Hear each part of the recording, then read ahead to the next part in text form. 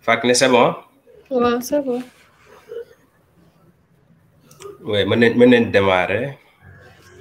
Ok. Ouais, salaamaaleykum chers internautes dañuy amaat mbégte ñëw di dal ak yéen ci seen numéro Yaw Ak Xarala comme niñ leen koy defee chaque quinzaine ñu fiy waxtaanee nag ay waxtaan yu ama am solo tey nag dañuy continuer comme quinzaine passé niñ ko defee ñu ngi doon wax ci développement mais nag tey jii dañu bëgg a ñëw wax ci naka la ñuy wàññee chômage bi ci biir l'entrepreneuriat en créant des emplois naka noonu dañ ci ànd ak Fatou Kiné borom i tontine ak consortium Sénégal dañ koy bàyyi mu présenté wu Fatou Kiné salaamaaleykum. maaleykum salaam Mouhamed maa ngi kontaan bu baax ci invitation bi ci Yaw Ak Xarala donc comme ni nga ko waxee rek maa ngi tudd Fatou Kiné Diop nekk fondatrice i tontine nekk tamit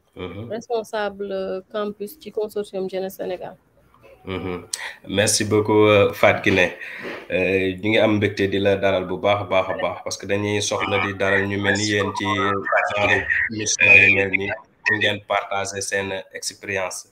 bu ko defee noonu Fatou Kiné dañ la bëgg a laaj yow ban constat nga am ci l'entrepreneuriat ici au Sénégal. waaw constat bi ma am si lu jëm ci entrepreneuriat mu ngi bokk ci li ma njëkk a def constat mooy que ne entrepreneuriat nekkul lu bees maanaam instant bi dafa nekk lu xew fi mu toll nii wante entrepreneuriat ku ne xam na ne yow mën naa wax ne seen kër sa yaay wala ñoo xamante ne say tante lañ yàgg nga leen gis ñuy jaay ay affaires yoo xamante ne xam nga ne loolu ci entrepreneuriat la bokk man sama yaay mu ngi jógee ci dëkk bu tudd Njaañ foofu la jóge ñëw sëy si Dakar donc bi mu ñëwee fii dafa fekkoon ne boobu gisul woon fii ñu comme fu muy foo xamante ne gisul woon nit ñi di am ay frigo donc moom dafa saisir opportunité boobu jënd ay congélateur ak ay frigo di si sol ay crème ak ay glace di jox ay booy ñuy dem di ko jaayali ay jox leen ay glacière ñu koy dem jaayi ci ay Dakar après bu ñëwee di ko versé donc ci lépp lu mu am si foofu la ko jëlee kon sama yaay mënuñu ko dindi ci entrepreneuriat te li may wax nii ay 1970 la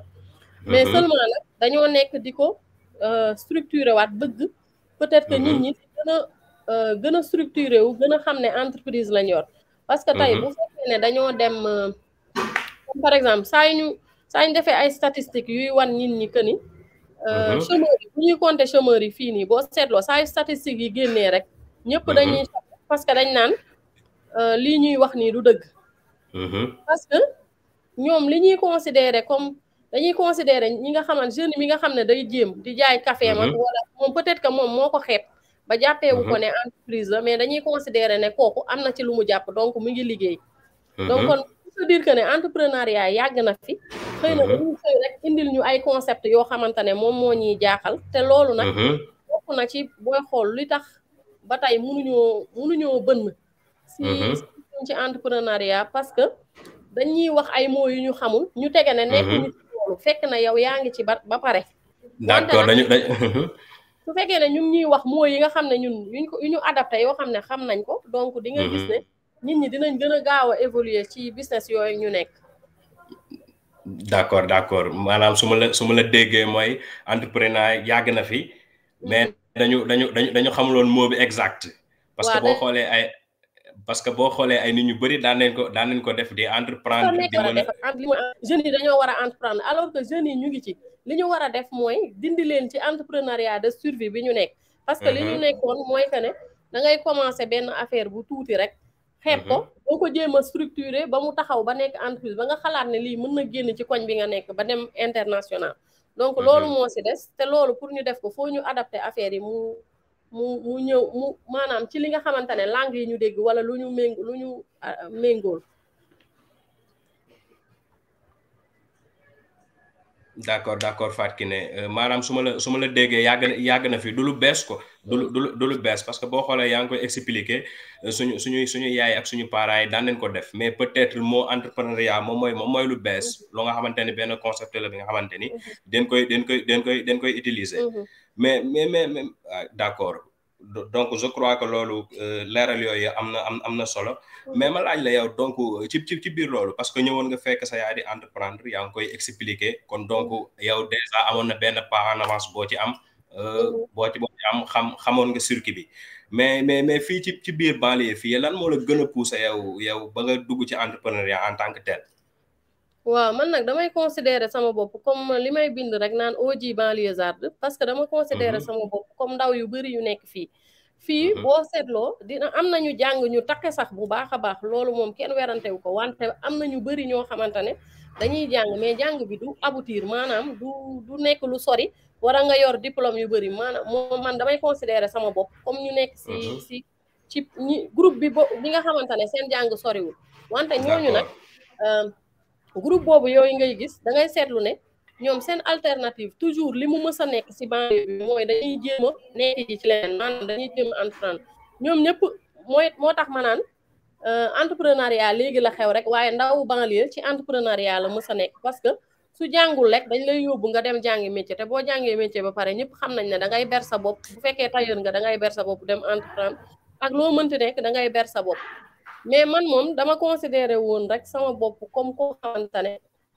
comme def moo dara rek ma commencé dem dugg ci dem di def comme affaire friperie laa doon jaay am na benn instant boo xam ne sax dem naa di def comme luñ koy waxatee sax patisen muy magie yooyu nga xamante ne da nga koy dugal ci kii tablette yi. maanaam ranger tablette yi nga xam da ngay ranger tablette boo ranger 20 francs ngay am. te moment boobu ma ko doon def nekkul woon besoin mais dama xalaat ne rek dama war a dem liggéey ji parce que boobu. bañ a toog.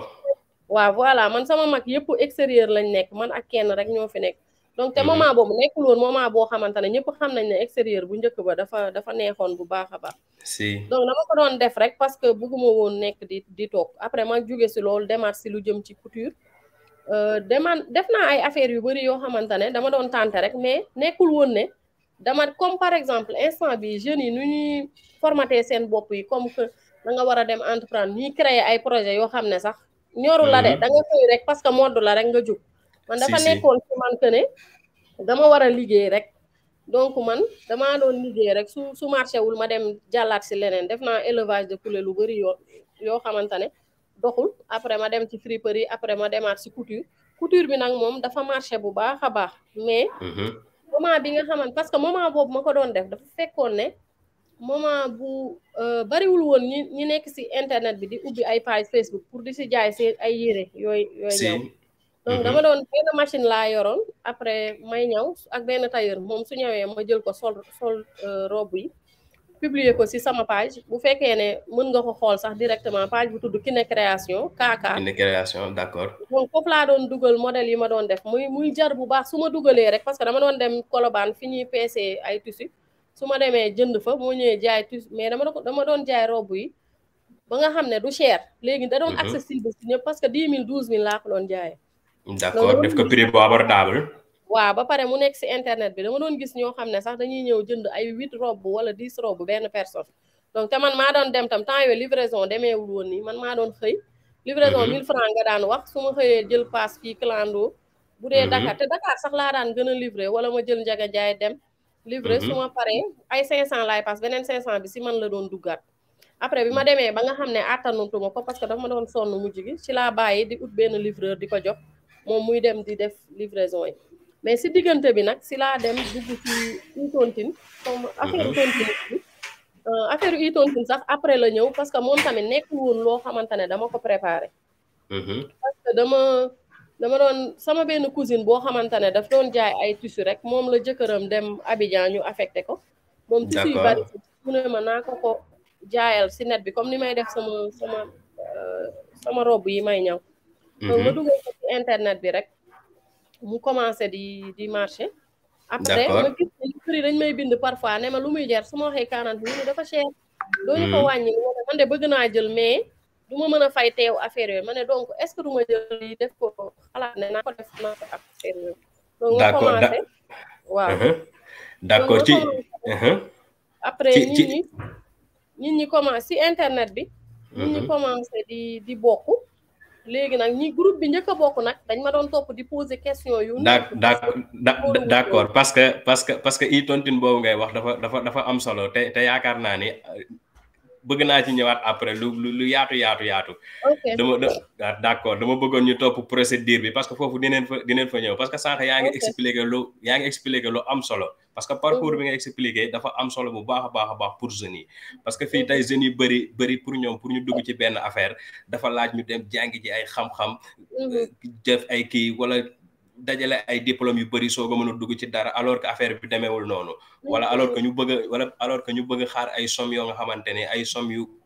important la pour ñu mën a dugg ci benn affaire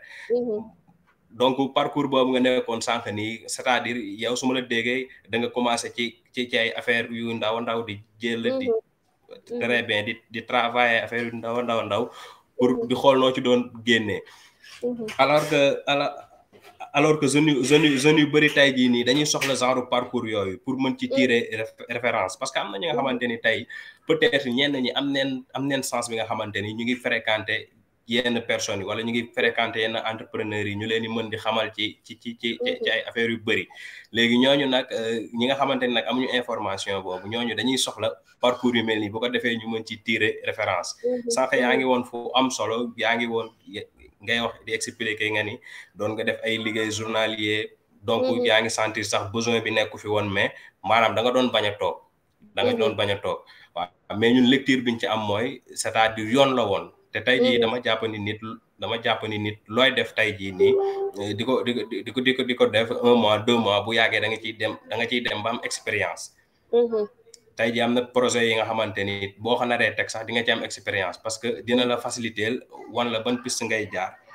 oui mais ci biir loolu noonu. ci biir loolu noonu xam naa ci la ñuy jaaree sax que nga ñëwaat ci tontine boobu parce que au début yaa ngi doon expliquer li tax nga lancé ko li tax nga lancé ko fu au début jógee mais est-ce que mën nga ci ñëwaatal pas à pas. donc man sànq da nga wax lu am solo si parcours yi. comme par exemple nit ñi léegi dama seetlu ne dañuy kokkali waate sax si parcours yi nit ñi di wax. di naan ay coach yi dañuy wax naan j'ai commencé avec 5 francs wala dara. loolu noonu nit ñi di wax dëgg la dafay dem ba léegi nit ñi nu ñuy toogee di tooñ nit ñi ci seen parcours yi day dem ba nit ñi ragal a wax que ni fii la ñu jaar parce que loolu dama constat la bu ma seetlu que léegi jeunes yi dañuy topp di reetaan nit ñi naan xanaa ñoom ñëpp lii lañ commencé te loolu noonu dëgg la de parce que yàlla mooy def que ni sooy xuus di def par nànk-nànk day jékki-jékki rek commencé barkeel li ngay def te loolu expérience li ngay def yëpp moom mooy fayu ci benn projet. donc man moom maa ngi lay wax ne dafa am benn moment boo xamante ne man musuma woon di galérer dama nekkoon si famille boo xamante ne ay jigéen lañ ba pare ñëpp voyager. donc ñëpp dañ ma daan jàppale chaque mois ñu may yónnee xaalis ma koy fowee ak lu nekk saa yu ma xëyee rek. créer benn projet parfois ma créer projet sa mag yi yónnee ma paree fowee ko mais dafa am benn moment boo xamante ne bi ma amee jëkkër moment boobu parce que sama mag yi dañ ma waxoon clairement que ni bis boo amee jëkkër moom kenn dootu la dimbalati donc li nga war a dugg na nga ko xam. d'accord mais moment bi ma amee jëkkër na dafa nekkoon moment yu métti si man moment bi ma am jëkkër te man nekkuma nit koo xamante ne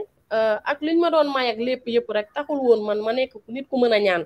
donc bu ma amee jëkkër mu commencé dëgër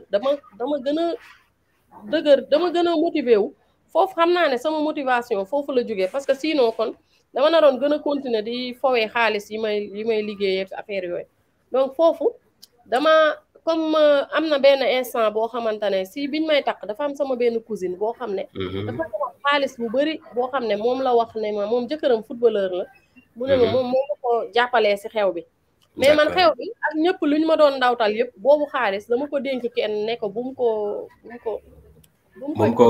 maanaam mu def ko genre réserve. waaw kay voilà dama ne ko na ma ko gardeel léegi donc kooku moom dafa jàppoon ne saa yu ñu demee ba mu yàgg rek maanaam kooku yor na xaalis bi lu mat ay 6 mois parce que xaalis bi yor na ko septembre lañ ma tax moom yor na ko ba su ma juumul janvier 2015 léegi chaque instant daf ma daan woo téléphone ne ma doo ñëw ma jëndal la ci ay or après nga garder ko ma ne ko non téye ko rek su ma demee ba am idée wu ci lan laa ko war a def léegi nag lu may gën a avancer rek man ak sama jëkkër affaire yi di gën a dëgër rek comprendre nga donc benn jour ma woo ko ma ne ko est-ce que duñu dem fenn wala nga laajteel ma comme moom daf doon business fu ñuy jaayee ay machine à coudre su ko defee man ma jéem a ñëw affaire yooyu donc ñu dem jënd ñaari machine am na affaire yeneen yuñ ci jëndaale xaalis bi jeex donc ma continuer boobu maa ngi géejawaay hip hop ma continuer géejawaay hip hop bi fa nekk ba moment bi nga xamante ne laa am kenn koo xam ne dafa loué woon suñu kër si suuf moom moo toog rek benn instant ne ma dafa bëggoon dafa yor 20 000 te soxlawu ko mu ne dafa bëgg dénk ma xaalis bi fii ak 1 mois la koy jël ma ne ko ndax mën naa si jënd tissu pour mën a commencer lu ma doon di parce que mooy li ma la doon wax rek dafa commencé woon di dëgër si sama côté donc foofu laa jël xaalis boobu dem jënd ci PC yi ñëw 20 000 tissu yooyu affaire yi nag commencé di marché ba liñ ma doon laaj mooy ëpp fuuf li nga xamante ne moom laa war a livrer donc foofu la commencé di dox bu baax a baax donc si foofu nag ci comme mu ngi doon marché man tamit après si la sama cousine boobu wax ma naa ko jaayal matériel am yooyu mu yor te moom comme dafay dem Côte d'Ivoire ak jëkkëram bu ñu affecté donc si loolu laa commencé ñi njëkk a bokk moom dañ ma doon topp ne naa ko natt laaj nañ ma sama carte d'identité laaj nañ ma ñi nga xamante ne dañoo njëkk a nattuñu sax par mobile money dañ ko indi ba sunu kër pour wan ma ne xam naa la fii nga dëkk d'accord def modèle bu njëkk ba waaw kay comme man tamit client wu ma donc ku ma laaj fan nga dëkk question yi ñu ma laaj yëpp dama doon répondre aisément pour dalal seen xel que ne man jëluma seen xaalis wala dara mais après ma trouvé beneen solution dama ne comme man tous bi mu ngi si man est-ce que du ma jël sax tous yi teel leen jox seen xel dal su ko defee même ma jël risque ne duñu natt affaire yooyu mais boobu comme natt yi bëriwul amul woon nit ñi dañuy ragal ku dugal seen photo yeeg affaire yooyu si Facebook bi donc ñooñu dañoo natt normal bi ñu paree nag ñoom ñoo commencé nañ di ma jox idée ne ma est-ce que doo def cuisinière ñun ñëpp ñu am ma def te boobu li ñu njëkk a dajale su ma juumul ay 10 personnes la woon 100 000 rek laa doon def laa doon am par 10 jours léegi nag ñooñu ne ma est-ce que doo def beneen pour cuisinière ma def mu marché ma commencé yaatal comme groupe dugalaat si internet bi def ne damay def comme télé affaire yooyu am yeneen groupe yoo xamante ne yu bëri yu ñëw di bokk si donc noonu la commencé di prendre forme ba moment bi nga xamante ne si laay rencontré waa seen start-up parce que Omar Diallo moom moo nekkoon directeur pays je pense bu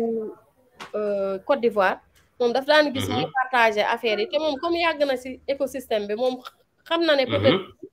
am na li muy def nii am na solo affaire yooyu mais man xaw ma si dara d'accord parce que boobu yaa ngi ko doon def noonu pour la forme mais xama woon ban ampleur la am xaw ma woon ban ampleur parce que lépp sama bopp bi laa ko doon def daanu ma woon sax bind groupe yi ma doon gérer yëpp lépp si sama bopp daanu ma nelaw guddi parce que nit bu cotiser da nga war a bind ne confirmer ne jot nga ko donc te boo confirmer wul day jàpp ne xaalis bi da nga ko lekk si donc noonu laa doon def ba benn jour Omar Diallo moom moo ma bind message ne ma am na benn programme événement bu tudd seen startup buzz startup ak orange xaw ma mu ne ma da ngay dem ñëw foofu après nga dañuy dajale jeunes yi nekk si banlieue bi ñu wax seen projet affaire yooyu donc moom ma dem te foofu tamit damay xaw a remercier Omar Diallo parce que benn côté moom bi ma gisee rek si saa si peut-être que dama wax ak moom rek mu comprendre que ne kii nekkul à l'aise ci français peut-être parce que man waxuma ko defuma ko nekkul loo xamante ne dama ko wax wala leen moment bi ma jël si rek si technopole bi ba dugal ma si biir lañ waxtaan te ndax ci laa koy doog a gis ne am na ay at yu bëri yu ñu nekk si ami Facebook donc man seetlu naa ne jeunes yi ñëw présenter seen projet yëpp ba mu leen doon laaj en wolof en français la doon wax ak ñoom donc mais man ma ñëwee ba taxaw ba mu posé ma question olof la ma posé question te xaw ma lan moo ko jox kii boobu idée boobu parce que su fekkoon ne daf ma laaj en français peut-être que mënoon na tax sax ma bañ a développer bu baax lan laay def d'accord surtout li ngay expliquer noonu dafa am solo parce que ñun parfois li ngay wax nii day doon handicap ci entrepreneur yu bëri parfois sax da ngay ñëw am sa idée projet da ngay am da nga ciy am idée def sa business plan ba mu logique mais noo koy explication bi moom mooy am problème loolu la parce que dañuy bëgg waxloo ci langue boo xam ne yow nekkoo si à l'aise nekkoo ci à l'aise et puis que pour bëgg a xamal aussi nit ñi tamit ne que loolu du forcer parce que tamit nit ki tey jii nii damay dégg ci yenn xam-xam ñi ngi naan tey jii mbir wala dëkk mënoo ko développer ci langue keneen kon donc dafa am solo trop ñuy utiliser suñu langue locale yi pour mën a di véhiculer suñuy message di ci mën di liggéey fu ñu dem taxawee ko waxee ko comme ça loolu nga xamante ni dina am beneen tournure ci ñi nga xamante ni am neen idées yi mais nekkuñu à l'aise ci langue française bi kon donc li nga souligné noonu am na solo trop ñu baal nga continuer parce que intelligence bokkul dara ak jàng ak ay diplôme non daaw bi may def forum banlieue comme la dafa am ko tudd Amen Mbaye sama benn xarit boo xam ne dama koy lim chaque jour comme exemple parce que moom plombier la mais Sénégal dañuy baaxoo ne boo xasee ba nekk comme par exemple ngay jàng école soo xasee nekk nilaar ci école ba rek ñoom considéré nañ ne nilaar nga fépp partout alors que loolu nekkul signe intelligence su nit parce que mënoo natt intelligence nit parce que jàng ci école ba aay fa woon te kooku man damay considéré ne ci plomberie amul kenn ku ko gën a aay si loolu donc intelligence am foofu la nekk keneen ak keneen feneen la intelligence am nekk donc ma dellu si waat si Omar Diallo parce que jour boobu bi ma posé question ba laaj ma lan laay def ma expliqué lu may def yëpp après man seetlu naa ne bi ñu paree événement boobu après ñëpp a doon ñëw si man ñu nekkoon si ñu toogoon foofu yëpp ñi nga xam ne dañoo nekk si écosystème entrepreneurial bu Sénégal donc ku nekk da doon ñëw si man di ma naan yow da nga def innovation te lii dafa am valeur ajoutée affaire yi sa projet bi am potentiel mais après damaa dem ñibbi léegi man bi ma ñibbee nag Ola boo xamante ne wii kari la nekk moom moo ma bindaat nag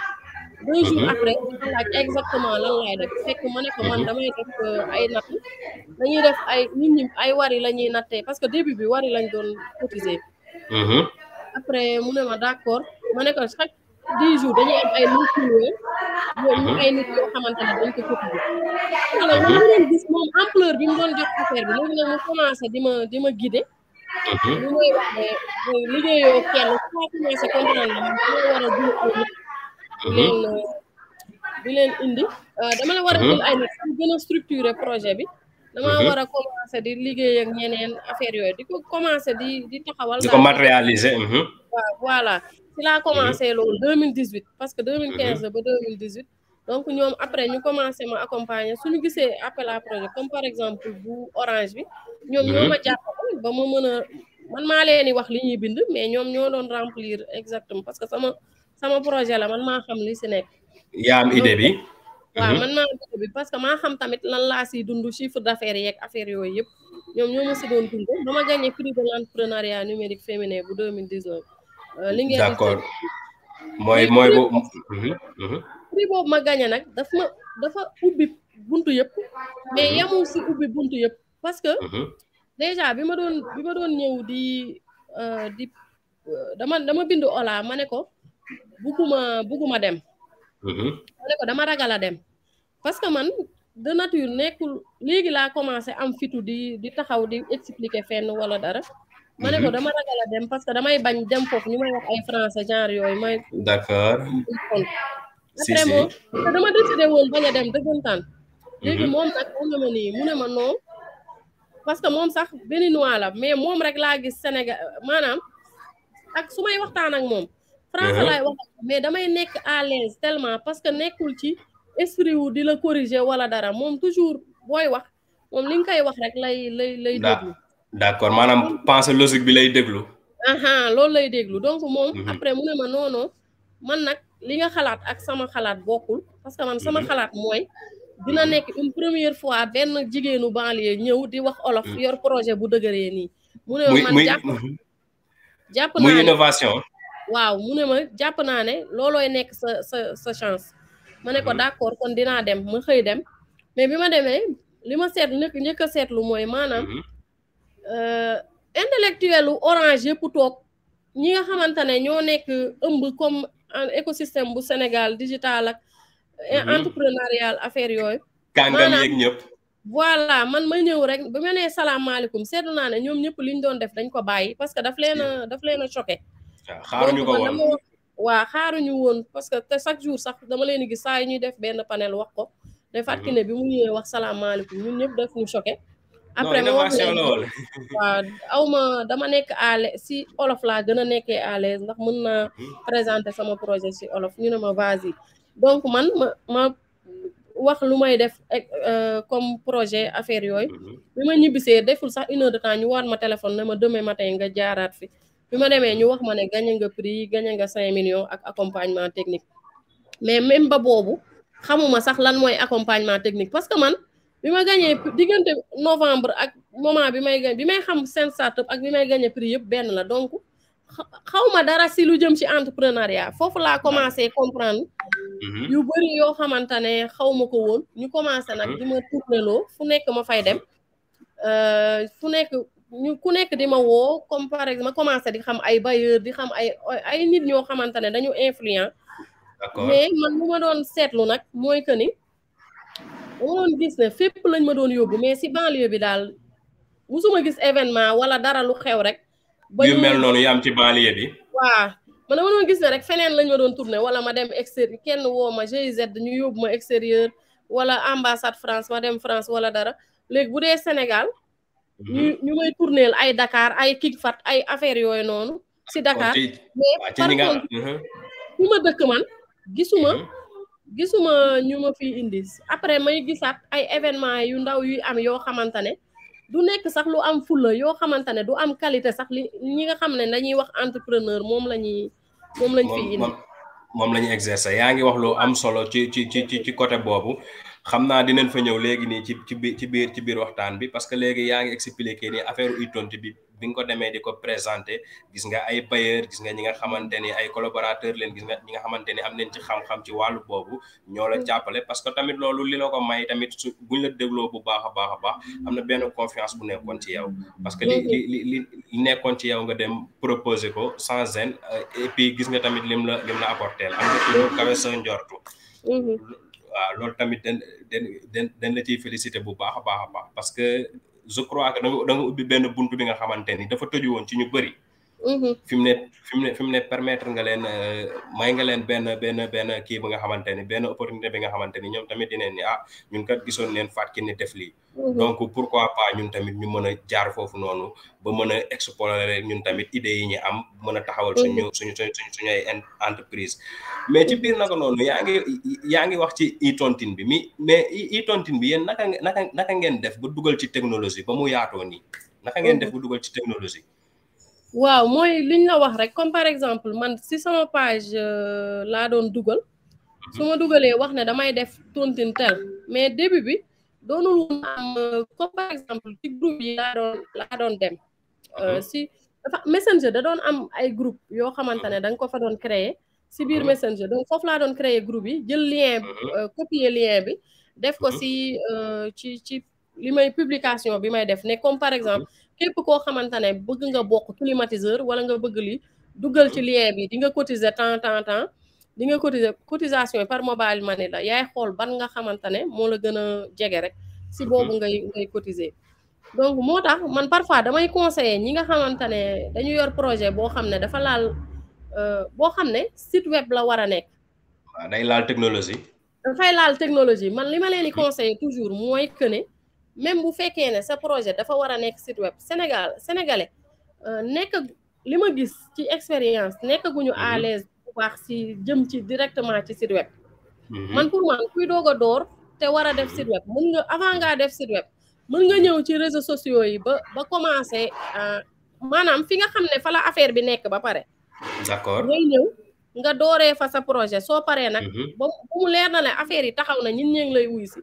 nga doog a commencé créer site web bi di leen fa yóbbu mais boo ñëwee rek créer site web directement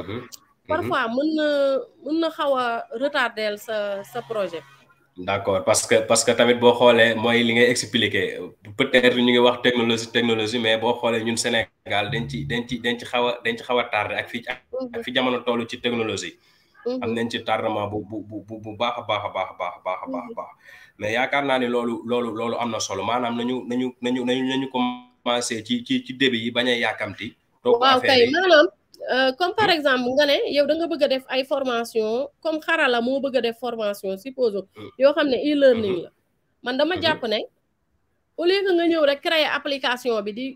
di loolu muy compliqué si yow peut-être amagoo moyen yi nga bëgg a xaar ne tant que mënuma def application du ma dem mën ngaa ñëw ubbi sa page Facebook di fa def sa contenu di léegi bu demee ba nit ñi di commencer dëgër ci di xam di la xam di la affaire yooyu nga doog a nag créer nag application bi nga xam ne après da ngay commencer di leen fa diriger te loolu ci lay gën a yombee que nga ñëw rek créer la ne nit ñi ñëw leen donc balaa loolu di la si fekk fi nit ñi nekk ba pare mooy Facebook ak ay Instagram ak yooyu mën nga utiliser loolu fexeel ba créer sa communauté foofu quoi voilà ba pare nga doog a commencer di leen yóbbu feneen d'accord yaakaar naa ni loolu am na solo te ñi nga xamante ni am nañ ay idée de projet dinañ ci tirer leçon bu baax a baax ci explication yooyu mais dañuy ñëw ci seen événement boobu ngeen tuddee banlieue comme la parce que boo nee banlieue comme la daanaka mot bi tamit révélateur la day am lu muy wax banlieue comme la lan moo tax ngeen initier loolu banlieue comme la loolu fu mu jógee waaw banlieue comme la xam nga boo déggee comme danga naan xam nga mooy économie wante koom tamit xel la maanaam day am ñaari signification mooy koom xel la te sa xel boobu moom ngay utiliser pour mën a defar koom liñ naan sa xel liñ naan sa koom mooy sa xel waaw kay sa koom mooy sa xel mooy banlieue koom la maanaam banlieue ndaw yi fi nekk am nañu xel te seen xel mooy nekk seen koom donc banlieue comme la lu tax ñu initier ko parce que man dama jàpp ne si sama parcours imaginez nga commencé 2007 di def élevage de poulet dem si friperie dem si couture ba yegg si 2015 2014 nga yegg si ci i-tontine ba 2018 ngay doog a gis ñu la accompagner xam nga loolu man dama jàpp ne te loolu yëpp yow xamoo lan moo xew ci ay affaire entrepreneuriat pour man loolu dañ ko maanaam parcours boobu ma def bugguma benn ndaw def ko maanaam ngay commencé ci 2007 di dox doo gis kenn gunge la wala kenn koo xamante ne moo la war a accompagner ba nga mën a évoluer ak sa entreprise damaa jàpp ne yu ci bëri ñàkk information mooy tax donc moo tax ñu initier banlieue comme la pour que lépp luy décideur wala loo xamante ne structure privée la wala publique mu rassemblé wu ci benn journée ci benn lieu ci benn lieu boo xamante ne ndaw bi bu ñëwee bu dee lépp lu mu soxla ci entrepreneuriat képp ku ciy liggéey ci lieu boobu lay nekk nga xam ne moom dina rassembler lépp lu mu soxla pour mën a avancer ak idéem donc loolu moo waral ñuy def banlieue comme la léegi banlieue comme la nag daaw dañ ko def 2021 laa bëgg a wax dañ ko def léegi bi ñu defee banlieue comme la ñu def ko ci entrepreneuriat en général mais lu ñu seetlu woon mooy ci diggante 2000 ci diggante une semaine lañ defoon benn appel à candidature pour nit ñi ñëw pitcher seen projet suñu pitcher seen projet ba pare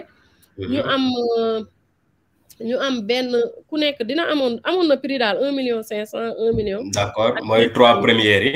waaw 3 premières yi mais lu ñu seetlu woon mooy ci une semaine yooyu jot nañ ci lu mat 1000 projets yoo xamante ne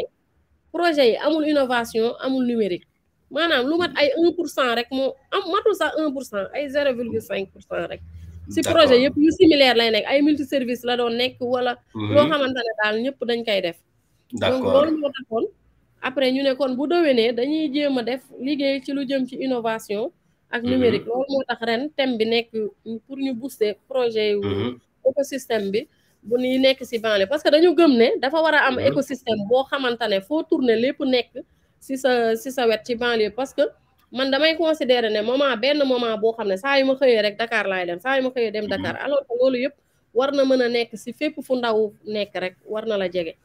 d'accord yaakaar naa li nga wax ni am na solo ñu créer ay kii yi nga xamante ni jeunes yi nga xamante ni am neen ay idée de projet mën neen fa ñëw di trouver ay partenariat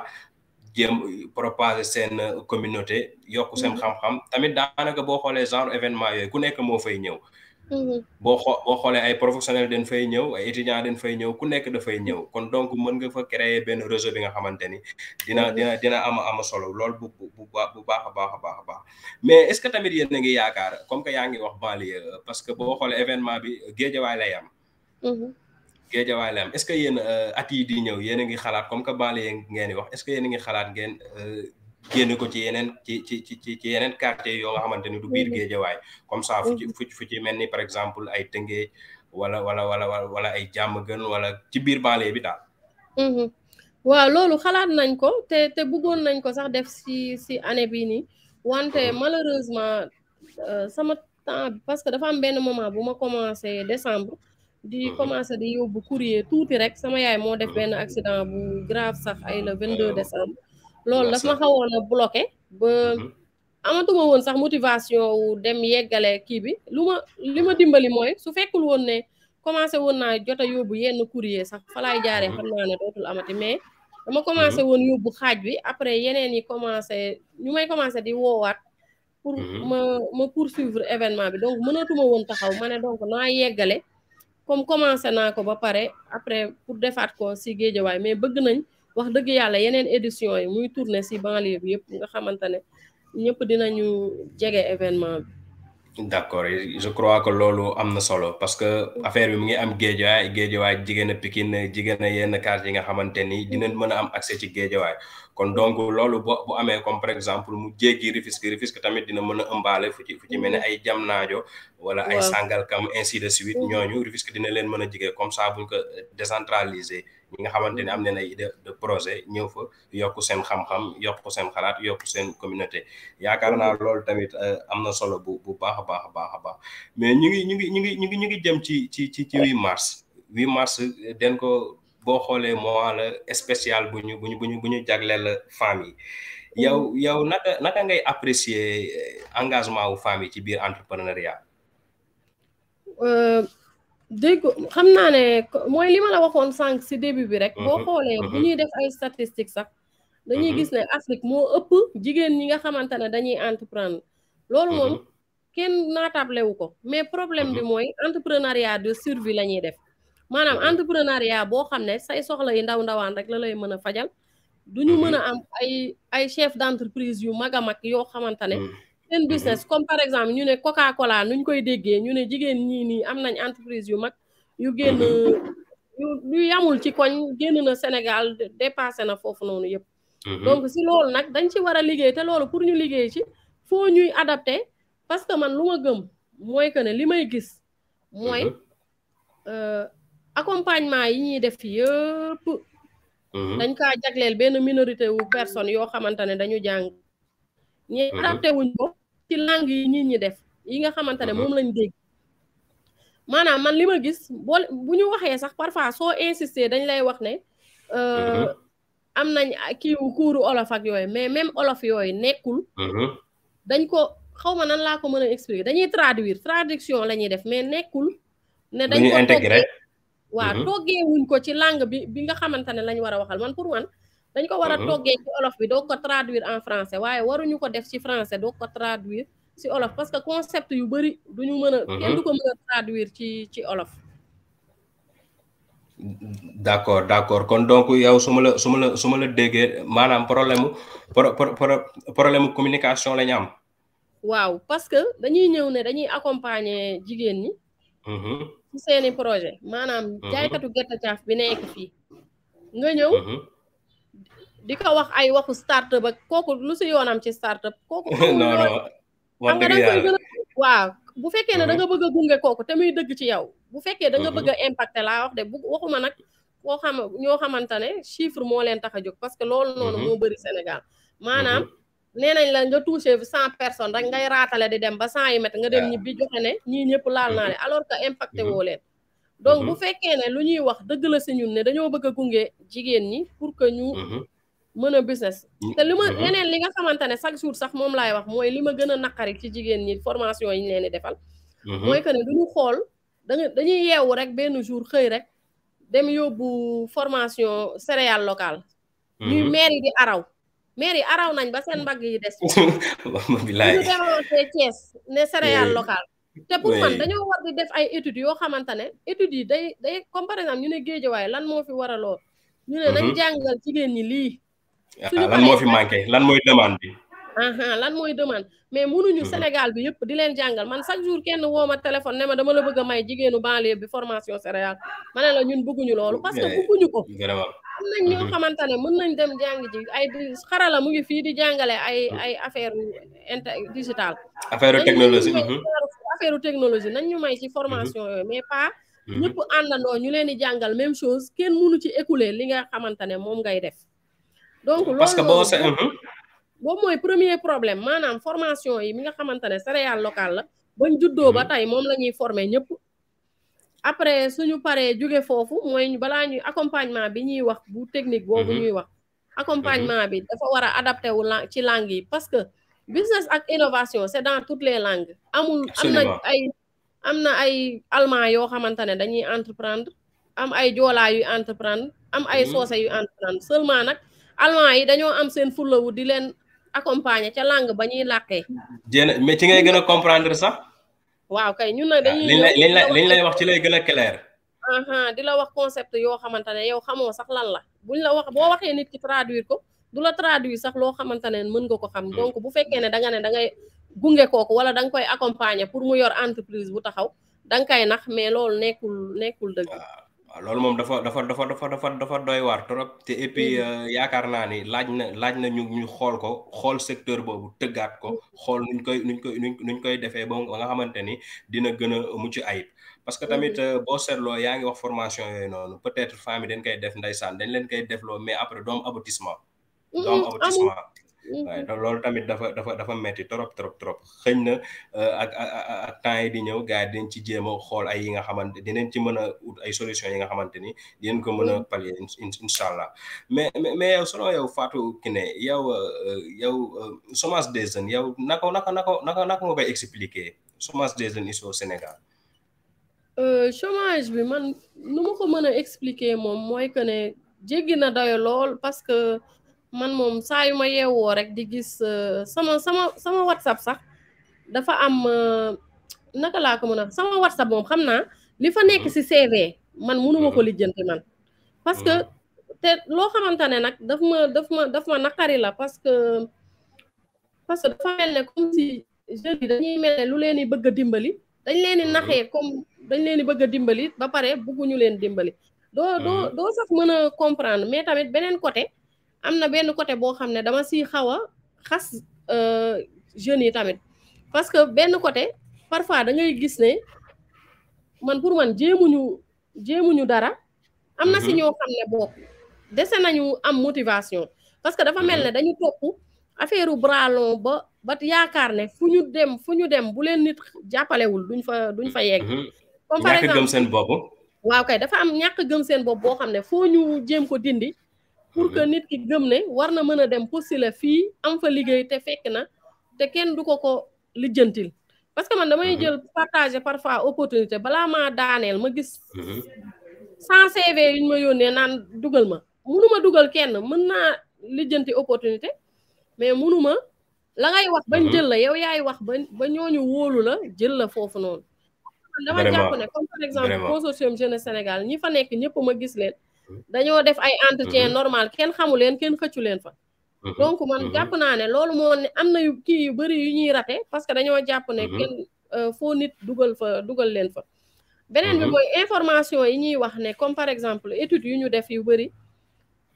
yu ñu naan jeunes yi dañuy manqué information yi ñoo dul yegsi ci ñoom mais man par expérience jeunes yi information yi dañuy yegsi ci ñoom mais problème bi mooy dañu buggul sax def effort ci information bi pour lire ko pour lire d'accord li nga dugal dañ lay topp yow li nga bind da ngay bind lépp ba mu leer mais yow la ñuy laaj pour nga leen di décortiquer li nga bind yëpp ku waxante dëgg koo xamante ne dafa bëgg liggéey wala dafa motiver yooyu di nga topp liñ la wax ne la lii nga war a def ba nga xamante ne di nga mën a am liggéey boobu wala leneen li nga xamante ne li may gën a seetlu nga xamante ne daf ma def naqar mooy nga romb publication war a postuler pour am liggéey dem di bind si suuf ay intéressé sa moroom yi di postuler ngay bind intéressé si suuf waaw loolu de day doy waar waaw dafa mel ne comme si jeunes yi dañu ñàkk liggéey ba mujjee mel ne daf leen a xawma dafa mel ne comme si duñu xalaat daal mais daal xam naa ne moom affaire u chômage yu jigéen jeunes yi sérieux la loo xamante ne état moo si war a jóg ñeneen ñi topp ci xam naa ne nit ñi ñu ngi jéem a def lépp ci entrepreneuriat mais gëm naa ne entrepreneuriat mënul absorber ñëpp loolu moom non mënul indi solution te am na ñoo xamante ne billaahi da ngay nekk ak ñoom rek xam ne duñu entrepreneur loolu moom parce que entrepreneuriat tamit dafa métti de dafa métti doo nelaw doo échec yi dafay bari xam nga da ngay foo toll da nga war di daw ci kaw business bi foo toll di jéem a créer lu bees parce que fii nii soo deful loolu dañuy ñëw topp ci li nga def li nga créer moom la ñuy defaat même chose duñu xalaat duñu def dara donc jàpp naa ne état moo war a teg condition yi ba pare def si liggéey bu am solo te gëmloo këy nekkul luy yomb liggéey ko liggéey boo xamante ne du parax-parax maanaam à long terme xam nañ ne fii ak 5 ans dinañ fexe ba jeunes yi di am liggéey wala fii ak 3 ans mais pas xëy rek yeewu rek ne tëgg nañ benn programme pour noppiloo jeunes yi ne leen tey di ngeen am liggéey yéen ñëpp donc loolu moom munul nekk loolu moom impossible mais tamit comme que sànq ni yaa ngi koy wax ñëpp mënuñu nekk entrepreneur ñëpp mënuñu nekk ci secteur entrepreneurial mais tamit boo xoolee parfois ni am na yi nga xamante ni industrie yaa ngi fi am na ay liggéey parfois da ngay dem bëri na fi daal foo mën a amee liggéey mais da ngay gis parfois jeunes yu bëri boo leen waxee waa mais doo dem fële liggéey mais li ñu lay njëkk a wax mooy non foofu exploitation la est-ce que parfois tamit du problème paiement bi mooy tax mooy yóbbu booy tamit ci chômage. waaw man dafa am benn usine parce que man en général dafay am ay opportunités yoo xam ne parfois ñu bind ma ne ma Auchan nee na bëgg na 5 personnes 5 jeunes yu nekk ci banlieue bi wala beneen entreprise ne bëgg na 5 jeunes yu ñëw fii am na benn jour boo xamante ne benn usine thon la boo xam ne kii la nekk nu mu tuddati sax port dañoo bindoon ne dañoo bëgg cinq jeunes pour ñu liggéey foofu donc salaire bi 125 000 la doon nekk am na benn prime de performance donc mais nga 5 personnes yooyu ba ma kooku daf ma doon bousculer parce que aw ma 125 000 yi ku ma ko wax nga romb ma mais 125 000 nañ waxante dëgg ci Sénégal waa man pour man da nga war a dem da nga war a dem boo paree nga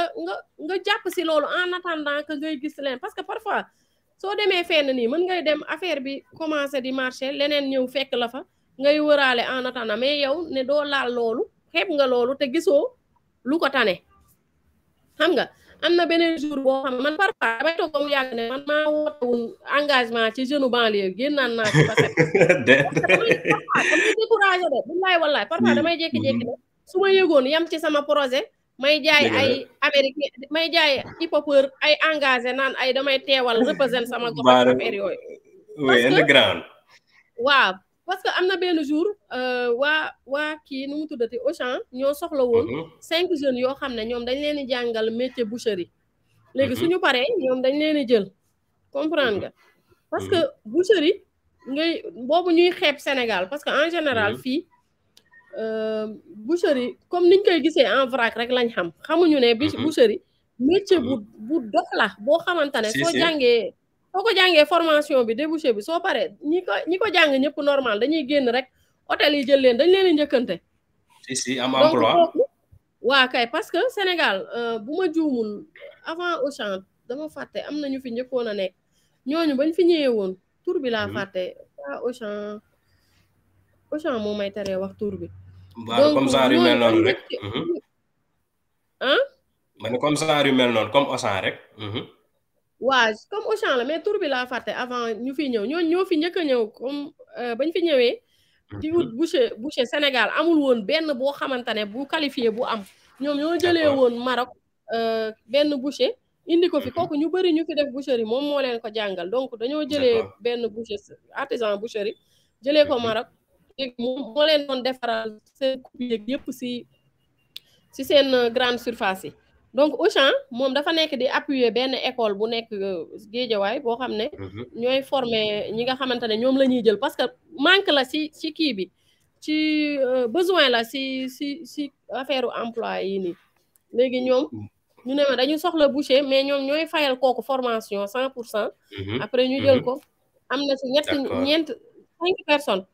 yoo xamante ne ba ñu demee parce que man dama ne leen suñ leen jëlul sax loolu seen avantage la ndax da ngeen di entreprendre dem defi ji loolu parce que man damaa xam ne loolu besoin la daf ma leer léegi ñooñu kenn ki daf ma bind message ne ma oui damay dem parce que am na sama benn mbokk boo xam dafa def formation bi ñaan visa Canada rek ñu mu jël ko ndax lu mu def boucher si dañ lay may parce que au moins am nga compétence bi voilà ba ma yeewoo kooku daf maa bind message bu gudd kilométrique boo xamante ne pour wax ma ne dootul mën a dem xaw ma lan ak lan léegi parce que xam naa si diggante bi xeebloo nañ ko métier bi si noonu lay demee am keneen waaw léegi am na kenn koo xam ne moom dafa am fulay woo ma ne ma allo Fatou Kiné ma ne ko waaw parce que kooku daf si am kenn moo ma ne kii daf may ñaan ay 500 chaque jour te ñaan yi may ñaan daf may déranger ndax doo ma ko utalal liggéey ma wax ko ma ne ko ah am na opportunité buñ ma wax Orange kii de Auchan moom mu woo ko wax ko ba pare mu ne d'accord na jékki-jékki woo ma téléphone moom def na entretien bañ jël ko mu woo ma téléphone ne ma allo yow Fatou Kiné ndekete boucher nga ma doon yóbbu fee xaw ma lan est-ce que dégg loolu ma ne ko waa loolu la mu ne non man defuma loolu de ma ne ko ok kon baax na mais nag da ci bëri da ci bëri boo yi nga xamante ne nekkul na dañoo ñàkk liggéey dañoo xeeb ak xamuñu lu ñu bëgg dañuy xeeb et puis xamuñu lu ñu bëgg quoi loolu tamit da ci am solo quoi vraiment oui maanaam bëgg na maanaam dañuy wër di liggéey mais xamuñu lu ñu bëgg en fait waaw loolu la waaye xamuñu lu ñu bëgg mais Fatou Kiné dañuy ñëwaat ci côté domaine entrepreneuriat parce que yéen a ngi ci secteur bi am ngeen ci expérience mais yéen naka ngeen gisee politique gu état ci biir entrepreneuriat. man nag chaque jour lu may wax rek mooy que ni. am na ay jéego yu bari yu ñu def yu état bi def ci entrepreneuriat bu baax a baax sax mais mooy li ma la wax rek dafa am benn groupe bu ciy bénéficier wu ñeneen ñi ba tey duñ leen touché parce que ñooñu tamit boo seetloo ñi nga xamante ne seen jàng soriwul wala dara ñoom dañuy toog ne ah lii de du pour man pour ñee la pour ñu jàng la ñoom loolu la ñuy pensé boobu lañ yor mais ñooñu nag foo mu am ay stratégie yoo xamante ne dina tax ñoom ñu adhéré ci kii yooyu ñu def maanaam ci opportunité yooyu waaw ci opportunité yooyu parce que ñoom tamit ñii dañ naan ñoom ñu ngi jéem a touché pour ñëpp la affaire bi te loolu ñuy wax maanaam dañ koy wax rek mais boo duggee au fond ngay comprendre que ni dafa am cible bu ñu kii quoi maanaam dafa am benn cible bu ñu visé waa léegi ñee tamit dañuy xool ne ah lii de pour ñu jàng la gën a toog man parce que yàgg naa di def formation ay nit di ma woo téléphone naan ma ndax français lañ fay laax bu dee français la moom ñëwuma comprendre nga man dama lay wax ne la man mii di wax ak yow sax olof laay wax donc kon mën ngeen a ñëw mais dese nañu mën a toucher nit yooyu noonu nga xamante ne dëgg-dëgg ñoo doon entreprendre bu yàgg ba tey ñu ngi entreprendre te kenn jàppalewu leen fi ñu nekk d'accord yaakaar naa tamit loolu am na solo maanaam su ma la déggee maanaam ñu bañ a toog xaar non maanaam du si nekkul si ñoom de stratégie yi ñi teg programme yi ñoo ko war a teg du ñoom parce que ñoom ñoo war a def tout ba dem toucher ji ñële nga xamante ne considéré nañ ne exclure nañ leen bokkuñu donc ñoom ñoo war a def tout waaw ñoom ñoo war a def tout ba teg stratégie yoo xam ne kii dina xam ne man si laa bokk d'accord waaye waruñu bàyyi ñooñu rek di considérer que ni depuis 1960 ñi ñuy sóoraale toujours mooy ñi ñuy jàpp ne intellectuel lañ ñi ñuy jàpp ne ñoom ñoo jàng waaw alors que affaire bi objectif bi du loolu maanaam ñëpp ci bokk comme ni ko olof di waxee léppay ñëpp lu ne ku ne nga ca ku nekk am nga ci sa tuus waaw beneen bi nag mooy beneen bu ma seetlu boo xamante ne bailleurs yi léegi dañoo jël accompagnement technique bi di ci def xaalis bu bari sax bu bari mais suñu demee ba ci accompagnement financier doo gis da ngay gis ne jeune bi après day wër fu nekk chaque jour ma wax ko te xam naa ne nit ñi loolu la ñuy bañ a dégg Sénégal ba mu daj DER kese moo fiy joxe xaalis même bu fekkee ne ndaw yi dama leen di gis ñuy xataraayu naan DER joxul kenn ak genre parce que li mu war a jox ci nit moo bari munul te moom munul ñeneen ñëpp dañuy tappale naan dañuy joxe mais joxewuñu dara lu dul lenn la ñuy def di la laaj ay papier yoo xam ne nit ki pareegul ba yegg foofu ba mën kaa joxe xam nga mënoo ñëw fekk jaaykatu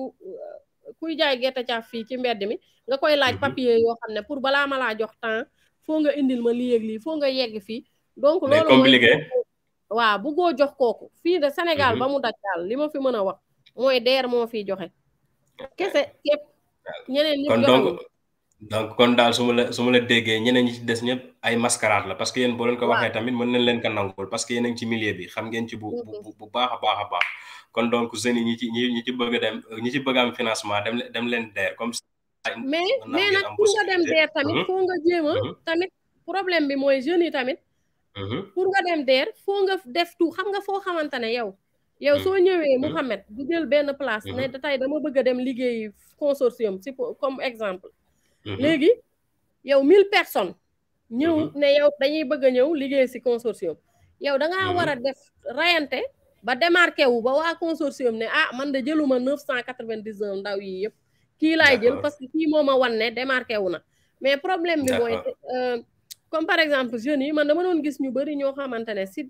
DER day ubbi appel à candidature nga gis ne ñuy am kuy wër ne mu ngi bind laate nit ñi 200 yow loolu lu sérieux la nga dem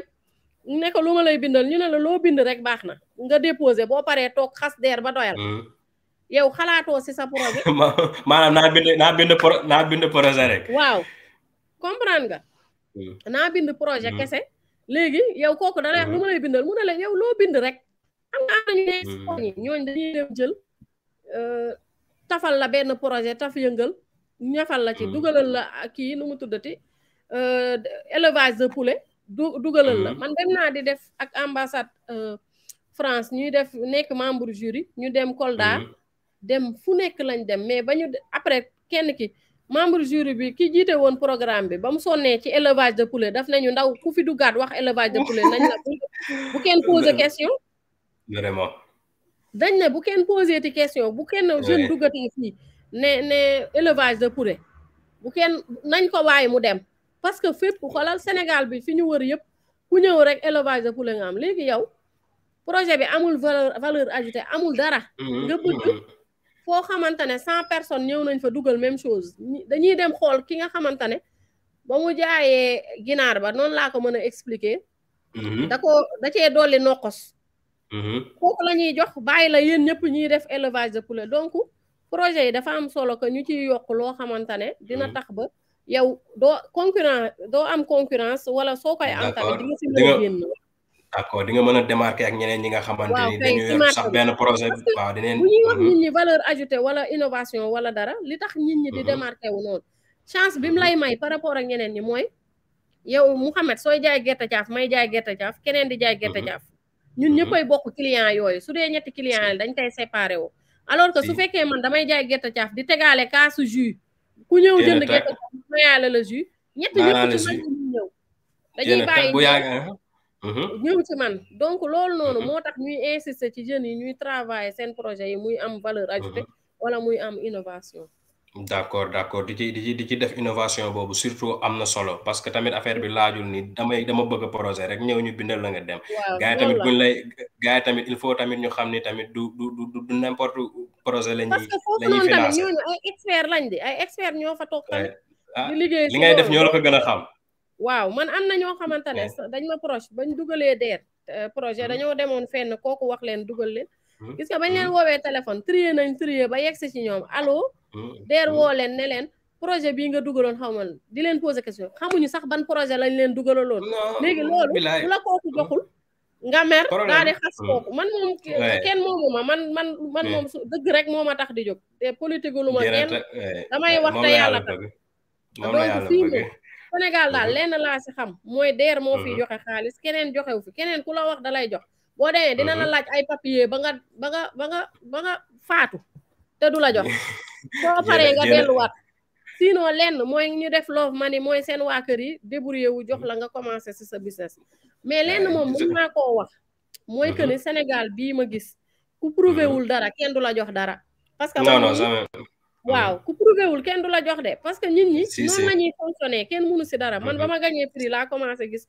ay investisseurs rek ku nekk di ñëw di wax ne gars yi soo ko collaborateurs yi ku nekk ñëw te projet yi soo seetloo projet yëpp a si yam muy sama bos ak bu keneen projet boo gis am na prox ndoll bu ndaw boo mën a commencé ak somme bu tuuti après ngay avancé ak moom bañ a xalaat ne projet bi yëpp ngay commencé nank ngay commencé rek après ba affaire yi di ñëw yaakaar naa ni loolu am na solo comme ni nga ko waxee noonu la ko entrepreneur yu bëri di waxee comme Thiara ni mu koy waxee sama xarit boobu mais ñu ngi ñëw ci daanaka émission bi lañ ñu jagleloon ci ay minutes léegi mu jeex mais dañuy ñëw ci yow fi mu ne tey yan conseil ngay jox ñi nga xamante ni muy jeunes yi ak femmes yi ñu bëgg entreprendre yan conseil nga leen di jox conseil yi ma leen di jox mooy que ne ñu bañ a yàqamti beneen bi mooy que ne parce que fii nii da ngay gis ne buñ déggee ne maanaam da ngay gis benn entrepreneur di wër xaalis jël temps di wër fu am accompagnement financier alors que nekkul maanaam moom soxlawul xaalis pour commencer parfois am na ñoo xamante ne dañu concentré wu si xaalis bi rek mais mën nañoo commencer ba li ñuy def jural leen xaalis bu ñu démarrer donc mën nañu waaw ñu bañ a topp ne dañu war a am accompagnement financier coûte que coûte bu ñu gisee tamit accompagnement technique boo xamante ne dafa dëgër laa wax de pas boo xamante ne dañuy pour ay chiffres la rek pas pour impacter wala leen ñu jéem a dugg ci accompagnement technique yi parce que mën na la dimbali bu baax a baax pour que parce que ñi ngay gis nii ñëpp ñu am problème dañu amul accompagnement technique bu dëgër parce que soo ko amee rek dina la permettre boo demee fële nu mu tuddati soo demee fenn kuy def accompagnement financier day am ay affaires yu bëri yu mu lay laaj yoo xam ne ci accompagnement technique bi nga koy amee léegi soo ko amul nag da ngay mujjee delluwaat ginnaaw di wëriwaat accompagnement technique affaire yooyu donc nekk na daal loo xamante ne lu am solo la ci entrepreneur d'accord yaakaar naa ni tamit internet yi dinañ ci dinañ ci jëlee ay jàngat yu baax a baax ni ko pour nga entreprendre foog sa sookul technique bi baax pour nga mën a entreprendre pour mën ci am ay résultats yu baax a baax kon Fatou Kiné émission bi daanaka li ñu mayoon ci ay minutes jeex na waxtaan bi moom du doy parce que entrepreneuriat dafa yaatu moom du mos a doy xanaa rek ñu bàyyi la nga tàggatoo ak les internautes. waaw donc maa ngi leen di remercier bu baax kontaan naa ci invitation bi li tax tamit ma sawar ci waa xarala chaque jour ñu ne Fatou Kiné bëgg nga waa xarala de mais dama leen a man sama man maa mel noonu naturellement koo xamante ne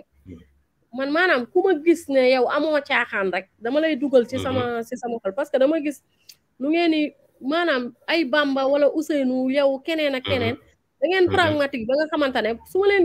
maanaam lu ma dugg si yéen rek damay gën a chaque jour damay kontaan te bëgg naa ne ndaw yi ñuy roy si ñu mel ne yéen xam nga xam ne da ngeen a gëm seen bopp rek moo tax ngeen nekk fi Ousseynou ba ma koy xam ay 2019 ak yooyu te 2019 ak léegi soriwul da doon nekk rek di ubbi benn kiiwam stage la doon def wii kari di dem YouTube di fa def ay affaire am instant bii nii moo ngi noonu yéen a ngi noonu yor seen entreprise tech waaw yor espace bay dem anaan da ngeen di dem ay dem ak Mbour wala feneen ak Liberté 6 léegi nag ndaw yi loolu lañ dul gis dañuy xëy gis xarala ne génn na am na fépp région yëpp espace ba ma ngay dem Côte d'Ivoire wala mu ngi dem feneen ñu naan ñu commencé tege ne kooku ñëw rek bëgg a yegg foofu alors que da ngeen a raam ba yegg foofu donc loolu nekk na lu am solo loo xamante ne war nañ ci waxtaan bu baax a baax te tamit ndaw yi bàyyi di complexé yaakaar ne fii nii ñu dëkk ci banlieue bi amul ay affaires yu am formation yu am qualité da nga leen di woo fii léegi ñu dem ne leen mbaaw ñu xeeb ko nga woo leen Dakar jox leen atelier bu amul qualité ñu daw gën a fees foofu nañ gëm lépp a ngi fi waaw gëm ne écosystème bi ñuy wax mën nañ ko fee créer mu dox bu baax a baax ku nekk mën fi liggéey ku nekk mën fi am dara maa ngi leen di remercier jërëjëf waaw merci beaucoup Fatou Kiné xam naa ñun tamit dañ lay jaajëfal rek di la remercier ci disponibilité bi yow tamit nit ku baax nga et puis référence nga tamit ci jeunes yu bëri parce que parfois buñ la tuddee rek jeunes yu bëri dañ naan non Fatou Kiné kooku moom référence la kon donc yaa ngi def lu am solo ci développement wu dëkk bi xam naa les internautes xam naa yéen tamit dañ leen di jaajëfal di leen jox dig daje ci beneen numéro Yaw Ak Xarala ci 15 yi di ñëw ok merci beaucoup jaajëf